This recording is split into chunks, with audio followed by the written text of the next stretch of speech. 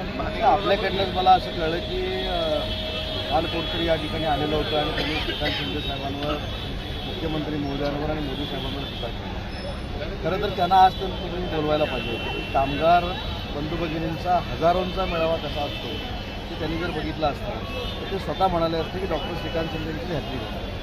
मला असं वाटतं की स्वतःची निवडणूक स्वतः निवडून यायची वानवा झालेली आहे. भाषा बोलू नये. पहिली गोष्ट अशी आहे की भाषा राजकारणातली ही सभ्य असली पाहिजे.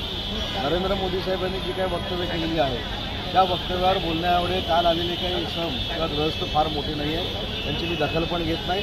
परंतु डॉक्टर श्रीकांत शिंदेंचा विजय ही काळ्या दगडावरची रेघ आहे आणि श्रीकांत शिंदेंचं मताधिक्य हे महाराष्ट्रातल्या 3 पहिल्या खासदारांमधलं असेल.